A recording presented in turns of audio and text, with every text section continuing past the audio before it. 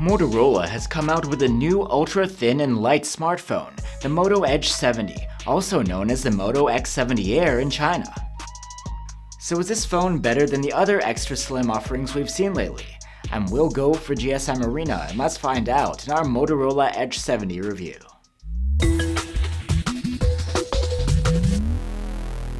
Moto Edge phones are known to be rather thin and lightweight, but the Moto Edge 70 takes this to the next level. And even though the phone only weighs 159 grams and is 6mm thick, it still packs a 4800 mAh battery.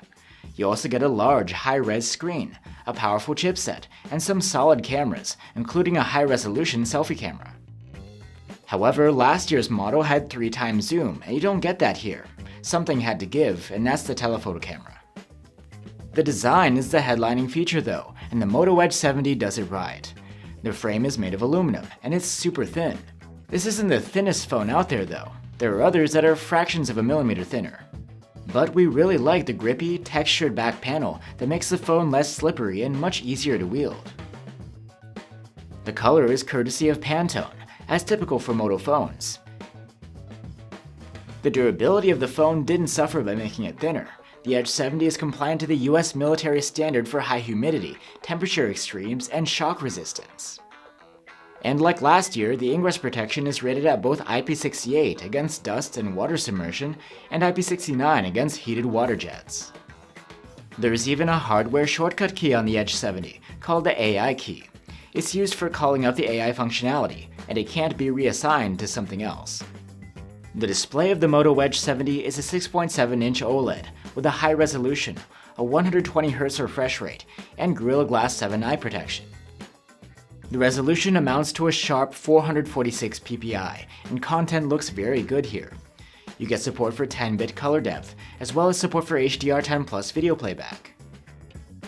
As far as brightness goes, the phone was able to boost to over 1450 nits when in automatic brightness mode, similar to last year. And the refresh rate behavior is the same too. You get 120Hz while interacting with the screen to smooth out swiping and scrolling, and this drops down to 60Hz when the screen is idling to save energy. There is no LTPO tech here. The Moto Edge 70's stereo speakers earned a very good mark in our loudness test. The sound quality is average though. While highs are good and there is some bass, the vocals and mids need a boost. You can listen for yourself through our comparison tool linked below. One thing missing this year is a microSD slot for expandable storage, which last year's model did have. You get the choice of 256 or 512 gigs, and for some reason the onboard storage has been downgraded from UFS 4.0 to UFS 3.1. You can wake up and unlock the phone using an optical under-display fingerprint reader. It could stand to be placed a little higher, but is fast and reliable. The interface of the Edge 70 is Motorola's Hello UI on top of Android 16. And if you've used a recent Motorola, you'll feel right at home. One interesting thing worth noting is that the default theme for this green phone, including the quick toggles, is a green one. You'll find most of the important Moto customizations within the usual Moto app hub. Things are neatly organized within categories here. Outside of the hub, you can find other apps and features like Moto Unplug, which helps you take breaks from social media and notifications. Smart Connect covers the phone's connectivity to a PC, tablet, or standalone display, be it wired or wirelessly. This includes things like sharing files, streaming, casting, and using the phone as a mobile desktop. Moto does AI differently than other manufacturers. You actually have the choice of several different AI models here on one device. First off, there's Microsoft's Copilot. Copilot Vision can be easily summoned through the AI hardware key, and it works much the same way as Gemini Live. You can converse with it and ask it questions about things it sees through the cameras. You can also open Copilot through the app and use it like any other chatbot. Speaking of that, you also get Perplexity here, which you can open through its own app. But then there's also the Explore with Perplexity option. This is context sensitive and available when you have a web page or content open, and then it allows you to do a deep dive into that particular subject. And then there's Motorola's own Moto AI. You'll find its search bar handy when you use the AI key. Then you have the good old Google Gemini and Gemini Live, which you can use if you prefer.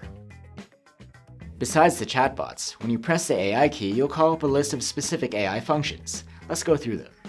Catch Me Up is Moto's way of summarizing your notifications into one spot. Then there's Image Studio, a place where you can have the AI produce generated images, stickers, and avatars. Another function is Playlist Studio, where the AI can create a curated music playlist for you based on your input. Pay Attention is Moto's name for its audio recording, transcription, and summarization function. Then there's Remember This, a way to quickly take notes, and the phone will save and organize them for later, and use them to personalize future AI responses. For support, the Edge 70 is eligible for 4 years of major Android updates, which is a bit vague as an update policy. Last year's Edge 60 was guaranteed 3 updates instead. This generation, Moto has jumped from a Dimensity chipset to a Snapdragon one. The Edge 70 runs on the new Snapdragon 7 Gen 4. While it is an improvement over last year's model, in benchmarks the scores are in upper mid-range territory. The Edge 70 is a lot less powerful than the true ultra-thin flagships, like the iPhone Air or the Galaxy S25 Edge. Still, the performance is solid and reliable here. The Edge 70 did quite well when it comes to thermal management too, maintaining high performance throughout our prolonged stress tests. The Moto Edge 70 is powered by a 4800 mAh silicon carbon battery. The resulting battery life is quite good for a thin device, with the Moto earning an active use score of 13 hours and 36 minutes in our tests. Like last year, charging is 68 watts. As there's no charger included in the box, we carried out the charging speed test with Moto's 68-watt turbo-powered charger, which is based on USB power delivery. With it, we were able to charge the phone quite fast, going from 0 to 85% in half an hour, and charging to full in just 41 minutes. And unlike last year, there's support for wireless charging here. But to make use of the maximum wireless charging speed, you must use a magnetic charger, as well as a magnetic case which comes bundled with the phone. And now we have the cameras. On the back, there's a 50 megapixel main camera and a 50 megapixel ultra-wide camera which has autofocus. During the day, the main camera captures some nice 12 megapixel photos. They're detailed, with a mature, true-to-life look, and that includes foliage and other complex areas. Colors are true to life, and dynamic range is wide, but not overboard. The Edge 70 is proficient when it comes to capturing people too. Facial features are rendered very well, skin tones are true to life, the subject is well exposed, and the dynamic range is quite wide. When shooting in portrait mode, the artificial bokeh is rather realistic and likable. As there's no telephoto camera, zooming must be done digitally. 2x zoomed photos are nearly as solid as the default ones. While there is a minor drop in the complex detail, the rest remains great, including sharpness, colors, dynamic range, and noise levels. The same can be said about the 2x zoomed images of people. They're very good, even if there is a minor drop in the global detail and sharpness. The main camera produces very good photos at nighttime. There's plenty of resolved detail, proficient noise reduction, and pleasantly saturated colors. The dynamic range is impressively wide, and yet the contrast remains decent. There is a night mode you can enable, which brightens the whole image and lowers the contrast, and there's a small drop in the detail too. The images are good, but we don't like this overly bright look. The 2x zoomed photos at night are usable, if not good. Compared to the regular ones, the level of detail is noticeably lower. The ultra-wide camera saves great daytime photos, with very good detail levels and sharpness, wide enough dynamic range, and realistic colors that match the ones produced by the main cam. Noise is handled once again very well, and the images look natural. Because there is autofocus, the ultra-wide camera can be used to take macro close-up shots. The results are nice, with good detail, excellent colors, and superb dynamic range. The ultra-wide photos we took at night have a very good detail level for this sort of camera.